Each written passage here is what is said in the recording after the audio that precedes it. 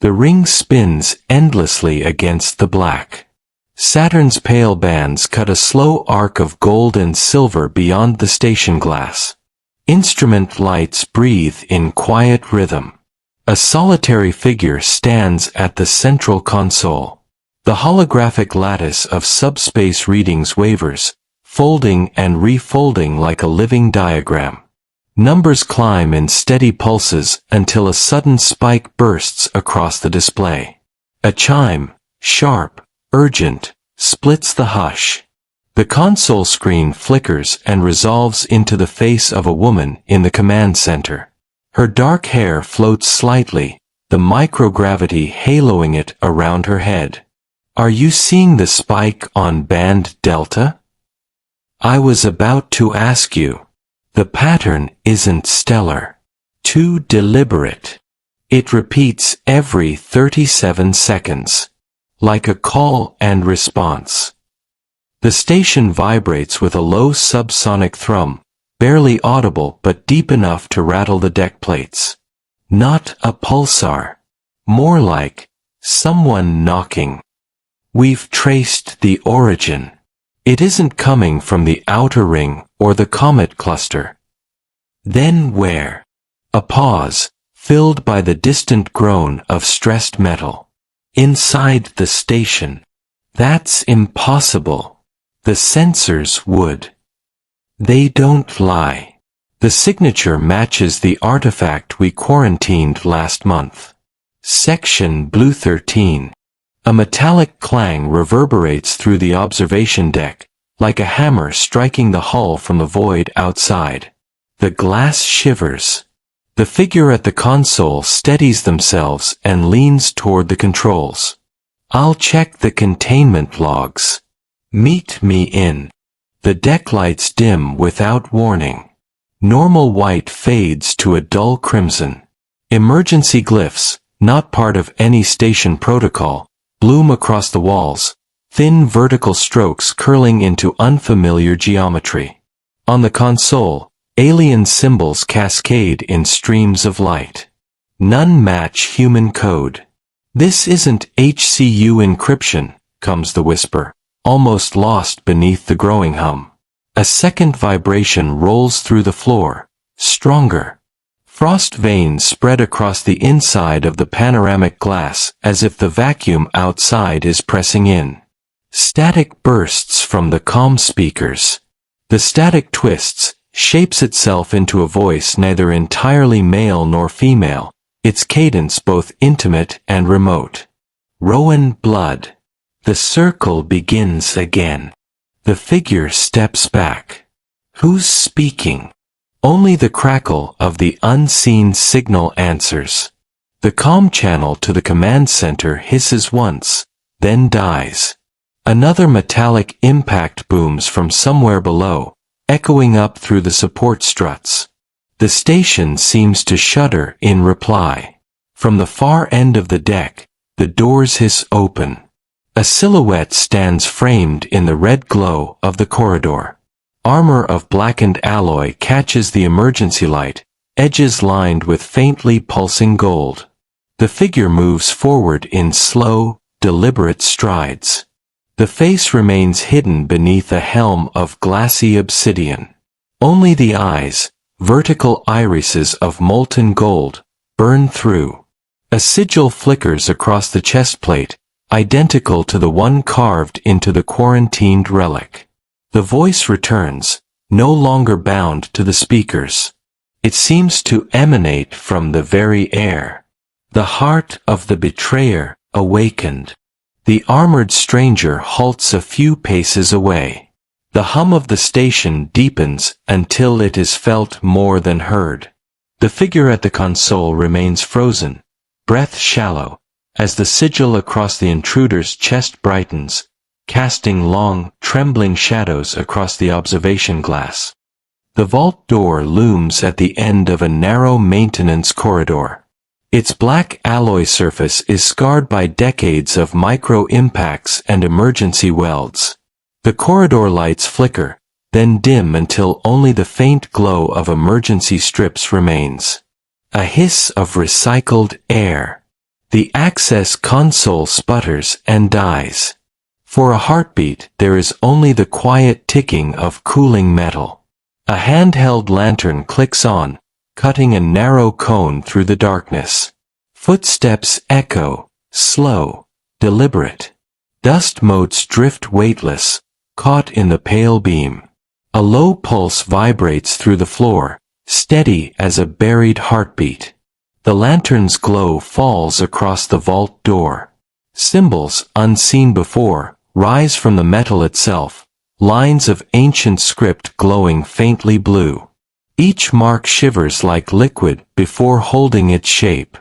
A whisper slides across the corridor walls. 8 centuries bound. The debt remains. The pulse quickens. The vault door trembles. Frost blooms across its surface in jagged spiderwebs. Another whisper, closer now. Rowan blood answers. The lantern shakes. A breath drawn too fast echoes in the narrow hall. A soft chime from nowhere. The frost patterns shift, curling into the same sigil burned across the stranger's armor on the observation deck. The door's lock indicators flash from red to an unknown violet. A hiss of pressure escapes the seams. From the far end of the corridor, a second light approaches, another figure. The faint shuffle of boots against metal carries through the darkness. You shouldn't be here. The voice is firm, but the lantern beam catches only a silhouette, broad shoulders, a glint of a sidearm, the outline of a breathing mask. The artifact, its containment field, is dropping. I can see that. The pulse from the vault deepens into a resonant hum. The corridor's support beams vibrate. Tiny screws rattle free and spiral weightless. You brought the key. I didn't bring anything. The blood carries it. The vault door's surface ripples as if the metal has turned to liquid. The glowing script bends, forming a single vertical path of light. A third whisper, sharp as glass. Open. A blast of cold air bursts outward. The lantern flickers but holds. Beyond the door, a faint aurora swirls, a chamber lit by its own impossible sky. Filaments of silver energy coil and uncoil like the tendrils of some patient creature. A final echo, filling the corridor, layered in 100 indistinct voices. The first circle is broken. The second begins. The hum fades to a deep, steady throb. The vault stands ajar, its inner light spilling across the corridor like the pale dawn of another world. The command deck sprawls like a glass-fronted amphitheater overlooking the slow rotation of a gas giant below. Monitor banks flicker with hazy telemetry. The usual low murmur of technicians is replaced by an uneasy hush. An amber alert flashes across the primary display. Containment breach. Quarantine Vault 13. Status unknown. A holographic projection of the station flickers to life in the center of the deck. A crimson pulse spreads outward from Section Blue 13 like a drop of ink in water. Signal integrity compromised. The deck's automated system drones, its voice stripped of inflection. A pair of junior controllers work their consoles, fingers racing. Their voices overlap, low, urgent. Failsafe override denied. The breach signature doesn't match any known protocol. Lockdown commands rejected. System privileges shifting. The crimson pulse accelerates, bleeding into adjacent sectors. A tall figure steps forward from the tactical well, coat trailing in the artificial breeze from the coolant vents. He studies the projection without a word, then leans closer to the primary console. Trace the originating code, he says at last. It's not code, sir, one of the controllers replies, sweat beading at the edge of his brow. It's resonance. harmonics mapped to biological markers. It's like the station sensors are listening. The tall figure's jaw tightens. Listening to what? Before the controller can answer, a low vibration tremors through the deck. Every panel light flickers. A hairline crack sizzles across the main viewport, an iridescent ripple that vanishes as quickly as it appeared. A technician at the far console mutters a single phrase, barely audible. It's calling someone. The holographic station map stutters, then clears. Now a secondary layer of glyphs, faint and blue, overlays the schematic. The same alien script that bled across the vault door. A breathless hush falls over the deck. The glyphs arrange themselves into a rotating ring, slow and deliberate. Language subroutines can't parse it, a controller reports. No known match in Xenolinguistics archives. It's not a message, someone else whispers. It's a key. A sharp tone breaks the silence. A priority comm channel opens without authorization. Static hisses, then clears into a single, measured voice. Your walls will not hold. The voice is neither male nor female, but carries a timbre like deep stone struck by a hammer. 8 centuries, and still you cling to silence. The debt waits. Every display on the deck fractures into cascading streams of alien script. The crimson pulse on the station map freezes mid-expansion, then recedes, leaving only the glowing ring of symbols. The tall figure steadies himself against the console. Identify the source of that transmission, he demands. There is no source, a controller says, pale now. The signal originates from everywhere. Internal. External. It's. The lights cut out. For an instant there is only the soft glow of emergency strips and the cold giant turning silently outside the viewport. The voice returns, closer, almost within the ear rather than through any speaker. The line awakens. The oath remains. A sudden blaze of white floods the deck as the displays reignite. The crimson ring has vanished. In its place, a single blue sigil pulsing at the vault's location. The tall figure exhales slowly. Seal section blue, 13 manually, he orders. No response from security grids, a controller replies. It's locked us out. Another vibration, stronger now, rattles the decking plates. Dust shakes loose from the overhead struts. Then send a ground team, the tall figure snaps. Now. The comm channel clicks once, sharp, like the snap of old bone. Then silence. Beyond the viewport, the gas giant's upper storms twist unnaturally, a spiral forming where no current flows. Electric arcs dance along the rings of the planet, as if answering a summons no human can hear. On the deck, every console resumes normal function, as though nothing has happened. The tall figure lowers his gaze to the lone blue sigil still throbbing on the station schematic. Its rhythm matches the vibration beneath his feet. Slow, patient, inevitable. The narrow cylinder of the transfer tube stretches ahead in a dim curve, lit only by intermittent strips of red emergency glow. The station's normal hum has thinned to an unsettling silence, broken only by the occasional distant clang, metal shifting under some unseen strain. A soft hiss of air escapes a junction seal. The sound lingers like a whisper.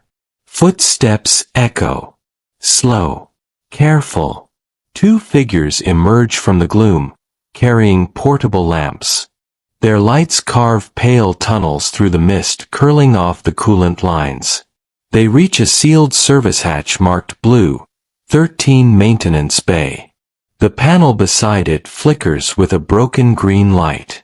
One of them runs a scanner across the lock. The readout sputters. Authorization denied. Signal jam. Another metallic clang reverberates, closer this time. The transfer tube vibrates beneath their boots. The taller figure kneels, prying at the manual release with a magnetic key. A faint rhythm bleeds through the metal, a slow pulse, almost like a heartbeat. They freeze. The second figure leans close to the hatch, ear to the alloy. The pulse is not mechanical. It carries an irregular cadence, alive. The taller figure finally twists the release. The hatch grinds open with a long, reluctant groan. Beyond lies a service platform shrouded in shadows. Thin threads of blue luminescence trace the seams of the bulkheads, forming shapes that shift as the eye tries to focus. A low vibration travels through the deck plates, rising and falling like a breath. They step onto the platform. Their lamps flicker, dimming against the strange light that now emanates from the walls themselves. The second figure whispers, barely audible, "Power conduit." The answer is a slow resonance from deep within the bay, a harmonic thrum that seems to press against their chests. The taller figure moves toward the sound, scanning. The sensor readout dances with incomprehensible glyphs, no numerical values, only shifting alien symbols. Ahead, a circular chamber glows faintly. Its center is occupied by a vertical column of translucent alloy, filled with a faintly swirling mist shot through with specks of silver. Along the inner surface of the column, the blue glyphs form and dissolve, like messages half remembered. The pulse grows stronger, now felt more than heard. The taller figure raises a lamp. The mist inside the column reacts, coalescing into vague humanoid outlines before dispersing again. A whisper threads the air. Not through comms, not through speakers, directly into the space itself. Return what was taken. Both figures turn sharply, searching. The whisper has no source. The lamp beams waver. Tiny motes of silver detach from the column and drift like fireflies, settling on their suits, clinging to gloves, hair, visors. The second figure brushes at the motes. They sink through fabric and skin as though the barrier is an illusion. A sudden coldness sweeps through the platform. The emergency lights outside the chamber extinguish, leaving only the shifting glow of the column. The whisper grows clearer, layered now with countless faint echoes, as if 1,000 voices speak through a single mouth. The line endures. The vow binds. The taller figure raises the scanner again. It sparks violently and dies. A sharp metallic crack echoes overhead. Panels along the ceiling of the platform buckle outward, as though something presses from the other side. The second figure steps back. A thin seam of brilliant blue light splits the panel, widening like an opening eye. From the seam spills a swirl of luminous mist. It drifts downward, slow and deliberate, forming a spiral around the column. The pulsing heartbeat quickens. The taller figure reaches instinctively toward the comm panel on the wall. No signal. Only static, then silence. The whisper settles into words once more, heavy and unhurried.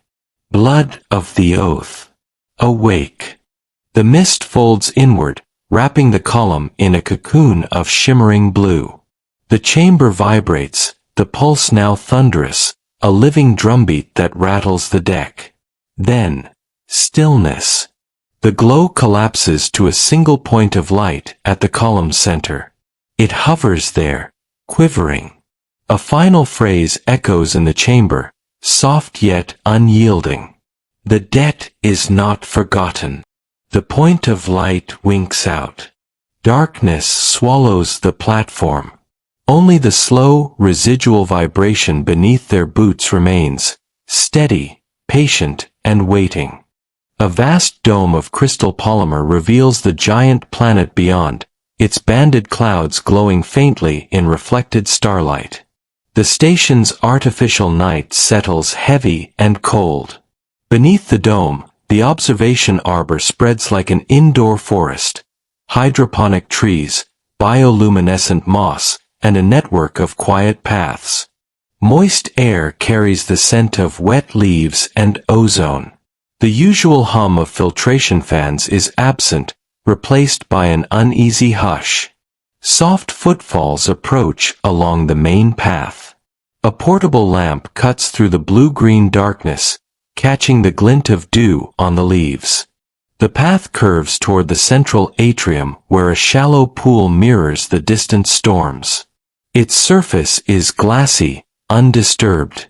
A faint vibration quivers through the floor. Ripples shiver across the water, though no breeze stirs. The lamp beam steadies on the pool. A new sound emerges, low, resonant. Not mechanical. A hum that seems to come from the water itself. The ripples gather into a slow spiral, tightening with each rotation. A faint blue glow seeps upward from beneath the surface. It outlines the spiral like a living filament. The hum deepens, a tone felt more in the chest than heard. Leaves tremble on the branches. The glass dome above responds with a subtle, ringing vibration. The pool brightens, the spiral now a column of blue luminescence rising from the depths. The lamp flickers. Its beam weakens, as though drowned in the radiance. Tiny motes of light detach from the column and drift outward. They glide between the trees like wandering stars, settling on leaves and moss. Wherever they land, faint glyphs flare briefly, alien characters in quicksilver light, before fading back to shadow. The hum shapes itself into a rhythm, a measured cadence. It swells until the very air seems to pulse. From the column of light a voice emerges, neither male nor female, carrying the weight of stone and tide. Cycle upon cycle you turn. The debt calls. The voice reverberates through the arbor.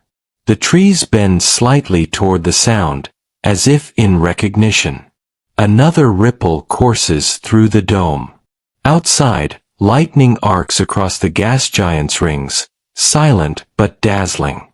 The blue motes swarm above the pool, weaving patterns that flicker into the shapes of the same glyphs seen in the vault. They hover, spinning slowly, then collapse inward.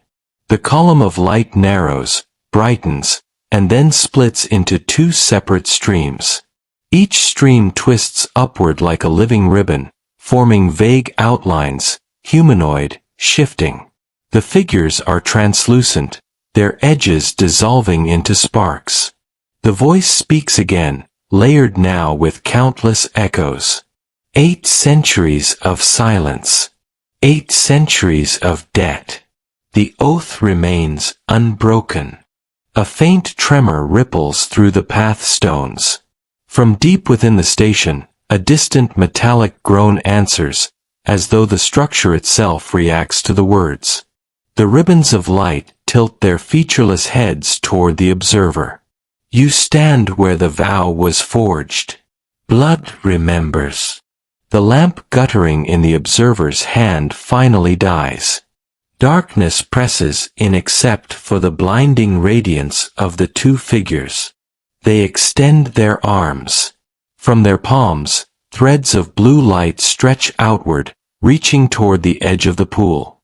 Where the threads touch, the water freezes into a thin, glassy crust. A faint cracking sound follows as the frozen surface forms a perfect ring of ice. The voice lowers to a whisper, close, intimate, almost inside the ear. The time has come. Choose. The figures dissolve into a storm of motes. The column collapses in a silent implosion of light. The pool is once again dark and still. Only the perfect ring of ice remains on the surface, its edges faintly glowing with a residual blue. Above, the storms of the gas giant twist violently, a new spiral forming that mirrors the frozen ring below. The dome's crystal surface vibrates once more, then falls quiet. Low red emergency lights cast long shadows through the narrow bay. The hum of life support systems falters now and then, a heartbeat skipping in the dark. Monitors flicker, their displays awash with static. The air smells faintly of ionized metal and antiseptic. A figure lies half upright on a diagnostic cradle, breathing steadily but eyes fixed on the ceiling. Thin cables run from wrists and temples into a cluster of scanning modules. The modules emit a slow pulse of green that fades to amber every few seconds. Footsteps echo in the corridor beyond the sealed door. Metallic. Unhurried. The diagnostic screens ripple with interference. Lines of alien glyphs flash and vanish.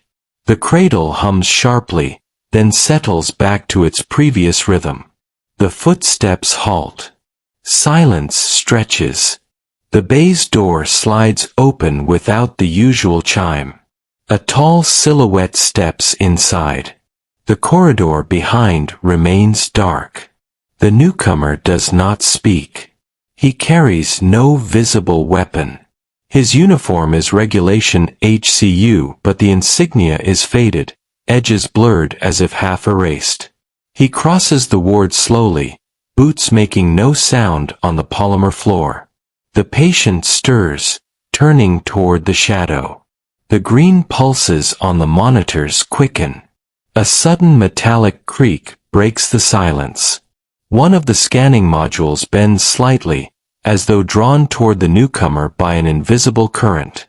The patient sits fully upright. The figure stops at the foot of the cradle. Dim red light catches his face, smooth, almost waxen. His eyes reflect no color, only a faint internal glow like glass catching distant lightning. The patient whispers something. The sound is swallowed by the oppressive quiet.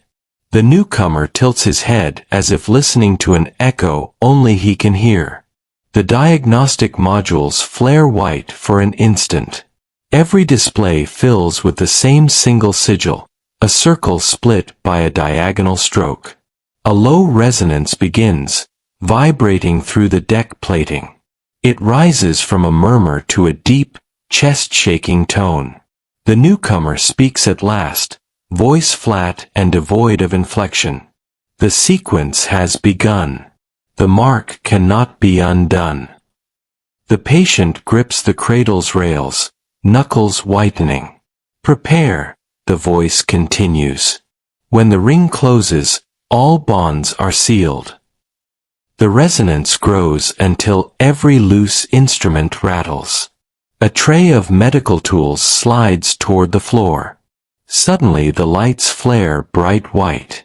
For an instant the ward is blinding. When the glare fades, the newcomer stands inches from the patient. No movement bridged the distance. He raises a single hand and places it lightly against the patient's chest. A surge of cold spreads from the touch, sharp and immediate. The monitors scream a high-pitched alarm, then cut off abruptly. Blue light spreads beneath the skin in fine branching patterns, veins of living frost that race from chest to neck and down the arms. The newcomer lowers his hand. The debt calls to its bearer, he says, still in that emotionless tone. You will carry it to the end. He turns and walks toward the door. The blue patterns on the patient's skin fade to a faint shimmer, like an afterimage on the retina. The newcomer steps through the open doorway.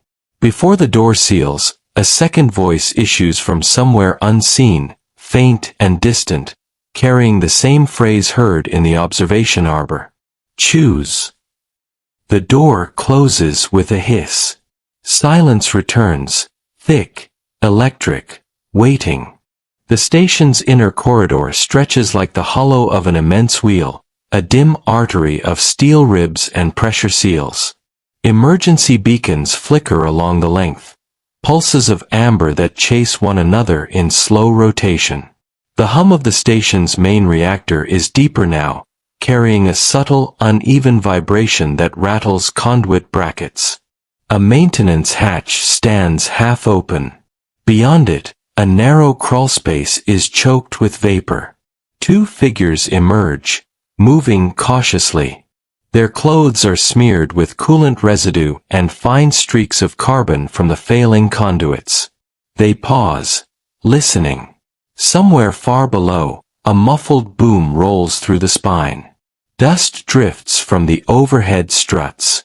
A voice comes faintly through the calm grid, garbled, distorted, almost unrecognizable. Containment breached. Section 9 offline. The words break into static. The first figure wipes a sleeve across a face slick with condensation and peers along the corridor. Half the service lights are dark. The rest glow in irregular bursts. They begin to walk. Each footstep echoes unnaturally, swallowed by the metallic chamber and returned in strange patterns. The resonance seems to shift, as though the corridor itself is bending sound. They reach a junction where the central coolant pipe runs like a silver spine. A cluster of control panels flicker with erratic light. Symbols, some standard engineering glyphs, others entirely alien, scroll across the displays. One of the figures steps closer, fingers hovering over the keypad. The display abruptly clears and fills with a single, slowly pulsing sigil, the diagonal slashed circle seen before. A tremor runs through the deck plates. The great coolant pipe groans as pressure builds inside. The other figure grips the railing and looks upward. From the shadows of the overhead gantry, something stirs. A shape unfolds from the lattice of support beams. Tall, thin, and sheathed in a skin of living metal that catches the intermittent amber flashes. Its face is hidden behind a mask of mirrored glass. Veins of green light travel across its body like lightning beneath ice. It drops soundlessly to the deck, landing a dozen paces away. The floor plates shudder from the impact. The masked being tilts its head, and the corridor's ambient hum deepens to a subsonic growl. The control panels spark and die. The figures instinctively back toward the coolant pipe. The being speaks. Its voice is not a single tone but a layered resonance. Many voices speaking at once, the syllables stretched and fractured. The betrayer's line reaches its turn. The ring draws tight. The first figure steadies a breath and steps forward. "We are not your enemy." The being tilts its head again, as though tasting the words. Not enemy. Not kin. Vessel. Its mirrored mask ripples, momentarily reflecting the two figures as distorted silhouettes of black flame. Another tremor shakes the spine. Overhead, a web of stress fractures snakes across the conduit casings. A spray of super-chilled vapor jets from a ruptured seam, curling around the masked being. The mist refracts the green glow of its veins into eerie halos. The being raises one arm. From its forearm slides a blade of translucent energy, humming with a pitch too high for comfort. The two figures exchange a single glance. Before either can move, the corridor lights extinguish completely. Total darkness. The blade's green luminescence becomes the only light, slicing a single, unwavering line through the void. The layered voice returns, softer now, but carrying with it the weight of ancient judgment.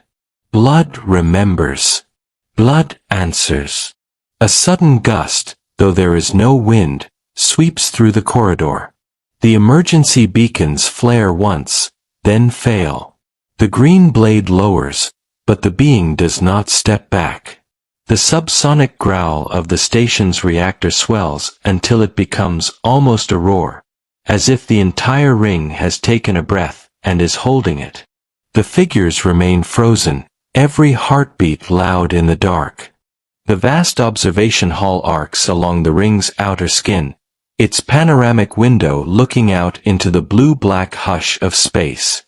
Beyond the curved glass, the planet below glows with storm-cast lightning. Auroras flicker like silent green curtains along the upper atmosphere. Only a handful of emergency lights remain active inside the hall. Their slow pulse paints the polished deck in alternating bands of shadow and copper red. Two figures emerge from the auxiliary lift at the far end, their boots clicking on the metal floor. They carry the stillness of people who have traveled through long corridors filled with warnings and distant, unplaceable sounds. A row of sealed docking hatches lines the interior wall.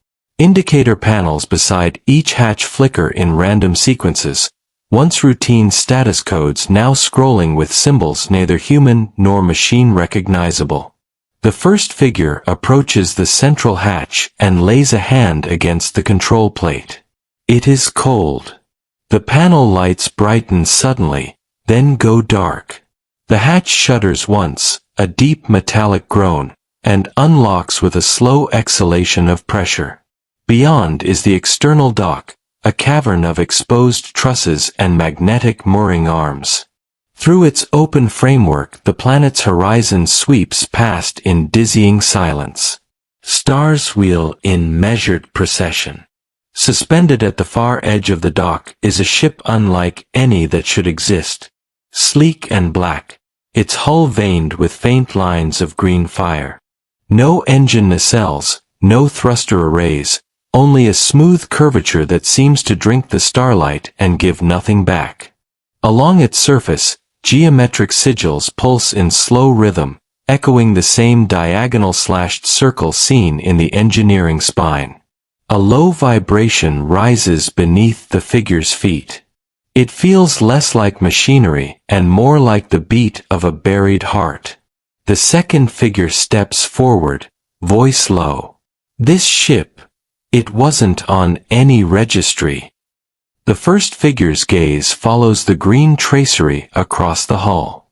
It's waiting. From the ship's shadowed underside, a column of pale mist descends, forming a ramp of frozen vapor. Its edges shimmer like the edges of a dream, unstable and luminous. The two figures exchange a silent glance. They step onto the ramp. The surface is neither solid nor liquid, but it bears their weight with a faint hiss, like compressed air escaping from a long-sealed chamber. As they near the ship's hull, the tracery brightens. Symbols bloom across the surface, unfolding like the petals of some metallic flower. A seam appears, vertical and smooth. Without a sound, the hull divides, revealing a narrow entrance. A glow, soft, green-white, spills out, painting their faces with an otherworldly sheen. Inside is a chamber of impossible geometry. The walls seem to stretch both inward and outward, curving in ways the eye cannot follow. Surfaces ripple like fluid metal, reflecting their shapes as elongated shadows. At the center stands a column of crystal, perfectly clear yet filled with a slow-turning storm of light. Threads of data, tiny luminous glyphs, spiral around it like a living helix. The figures step closer. Their reflections inside the crystal begin to shift. Not mirrors, but memories. Moments they have never lived, faces they have never seen. Generations of strangers, bound by something deeper than blood. A sound stirs, a whisper of many voices, layered and distant, as though 1,000 ancestors are speaking at once, each syllable a fragment of an unbroken song. The crystal brightens until the hall outside is no more than a dim afterthought. The whispers merge into a single phrase, neither question nor command, spoken in a language that needs no translation. Cycle complete. The debt waits. The green light pulses once, and every symbol across the ship's hull flares in sudden unison. The vibration beneath their feet deepens, a low, resonant thrum that seems to reach directly into the bones. Outside the panoramic window, the planet's auroras flare in perfect synchronization, ribbons of emerald fire dancing to the same hidden rhythm.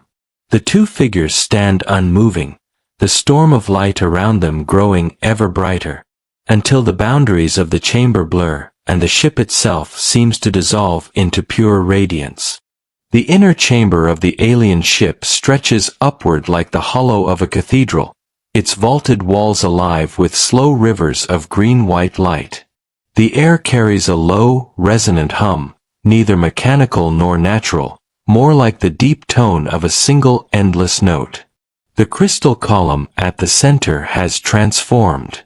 What was once a calm spiral of light now churns like a storm, arcs of phosphorescent energy leaping from its surface and scattering motes of pale fire into the air. The two figures step across the threshold. Their silhouettes are tiny against the scale of the chamber. Each footfall lands in near silence, the sound swallowed by the living metal beneath. They approach the column. It pulses in long, deliberate beats, like the heart of something waking after an age of sleep.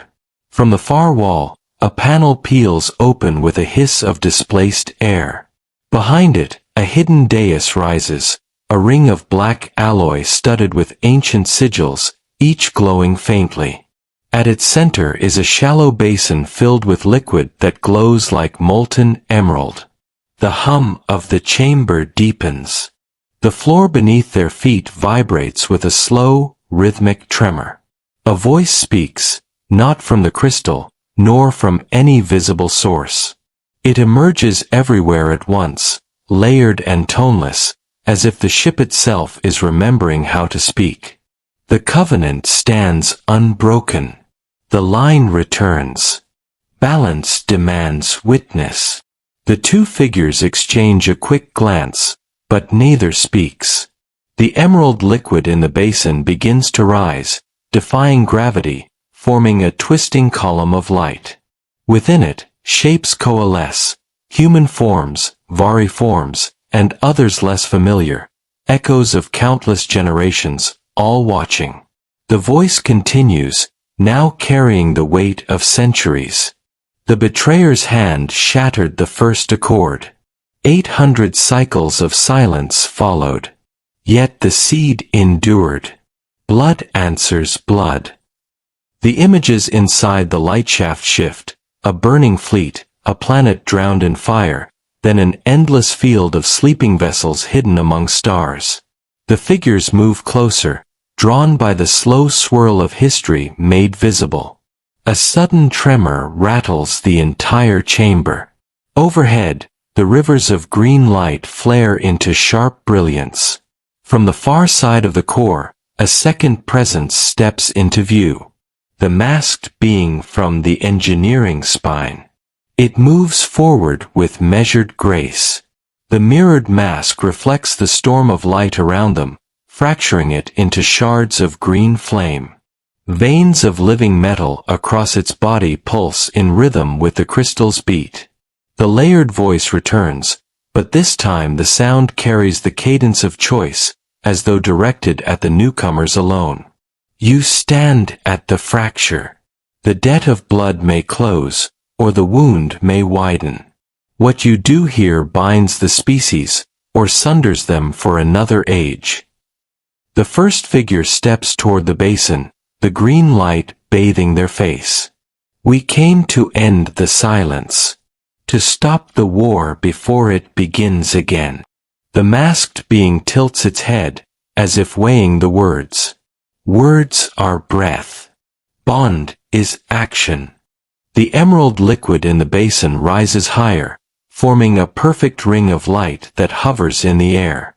From the crystal column, a single filament of radiance threads outward, touching the ring and setting it spinning with a slow, hypnotic rotation. The masked being extends one arm. From its palm, a matching filament unfurls, meeting the ring of light. Choose, the layered voice intones. End the cycle. Bind the blood. Or walk away, and let the memory of betrayal harden into another 1,000 cycles of war. The figures glance at each other. The chamber's hum intensifies, vibrating through every bone. The crystal storm swirls faster, its light climbing the walls in streaks of emerald lightning. One figure steps forward, places a hand within the spinning ring of light.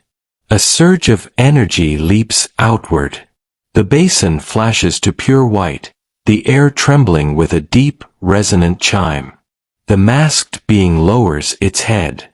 The mirrored surface ripples and clears, revealing, not a face of flesh or metal, but a reflection of both figures standing side by side, their images merging into one silhouette. The layered voice softens, becoming almost human. The bond is chosen. The wound begins to close. All at once, the light of the crystal column flares outward in a single, blinding burst. Across the observation hall beyond the ship, the planet's auroras ignite in perfect harmony, great curtains of green flame sweeping across the horizon.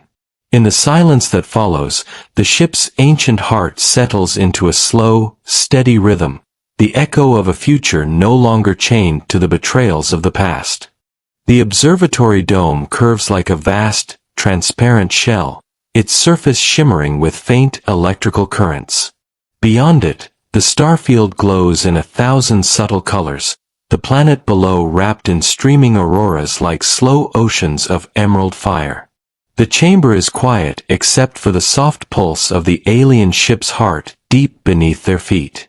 That rhythm, steady now, no longer storming, feels less like machinery and more like the breathing of a living world. They stand side by side at the glass, silent for a long time.